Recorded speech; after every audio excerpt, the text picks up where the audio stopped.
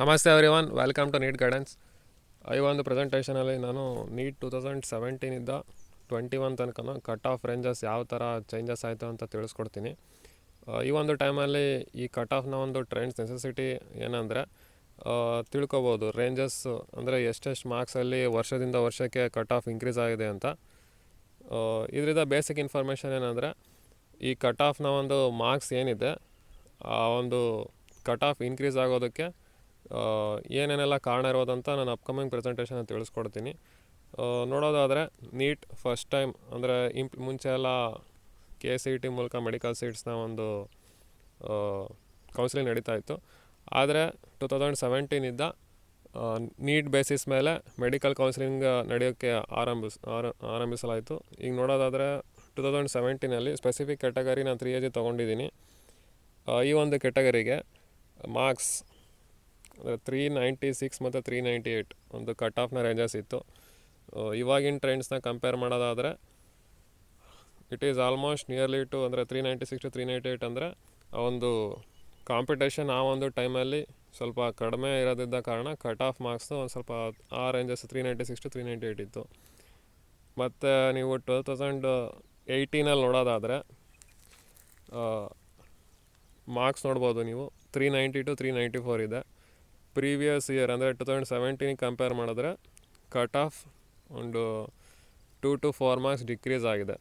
ಇದಕ್ಕೆ ಮೇನ್ ಕಾರಣ ಏನು ಅಂದರೆ 2018ಅಲ್ಲಿ ನೀವು ಕ್ವಶನ್ ಪೇಪರ್ ಪ್ರಿವಿಯಸ್ ಪೇಪರ್ ತೆಗೆದು ನೋಡಿದ್ರೆ it was the toughest paper. ಆದ್ದರಿಂದ ಕಟ್ ಆಫ್ ಮಾರ್ಕ್ಸ್ ಸ್ವಲ್ಪ ಕಡಿಮೆ ಆಗಿದೆ. ತದನಂತರ ನೀವು ನೋಡ್ಬೋದು 2019ಅಲ್ಲಿ almost cut off marks 454 to 456 ಈ ಒಂದು ಕ್ಯಾಟಗರಿಗೆ ರೇಂಜಸ್ ಚೇಂಜ್ ಆಗಿದೆ. ಯಾಕಂದರೆ 2018ಗೆ ಕಂಪೇರ್ ಮಾಡಿದ್ರೆ 2019ಅಲ್ಲಿ level of question paper compare ಮಾಡೋದಾದರೆ 2018 ಪೇಪರು ರಿಲೇಟಿವ್ಲಿ ಟಫ್ ಆಗಿತ್ತು. ಆದ್ದರಿಂದ 2019 ಪೇಪರ್ನ ಒಂದು ಕಟ್ ಆಫ್ ಸ್ವಲ್ಪ ನೋಡೋದಾದರೆ ಆಲ್ಮೋಸ್ಟ್ 40 to 50 ಮಾರ್ಕ್ಸ್ ಇನ್ಕ್ರೀಸ್ ಆಗಿದೆ. ತದನಂತರ 2020ಇಲ್ಲಿ ಮತ್ತು ಅದೇ ಒಂದು ಫ್ಲೋನ ಮೇಂಟೈನ್ ಮಾಡಿದ್ದೆ. ಆಲ್ಮೋಸ್ಟ್ 518 ಅಥವಾ 520 ರೇಂಜಸಲ್ಲಿ ಕಟ್ ಆಫ್ ನಿಂತಿತ್ತು ಈ ಒಂದು ಕ್ಯಾಟಗರಿಗೆ.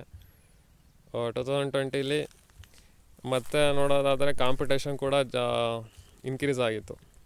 ನೆಕ್ಸ್ಟ್ 2021ಅಲ್ಲಿ ಕಟ್ ಆಫ್ ಮಾರ್ಕ್ಸ್ ನೋಡೋದಾದರೆ ಆಲ್ಮೋಸ್ಟ್ 512 to 515 ಈ ಒಂದು 2 ವರ್ಷದ ಸಮಯದಲ್ಲಿ ಕಟ್ ಆಫ್ ಆಲ್ಮೋಸ್ಟ್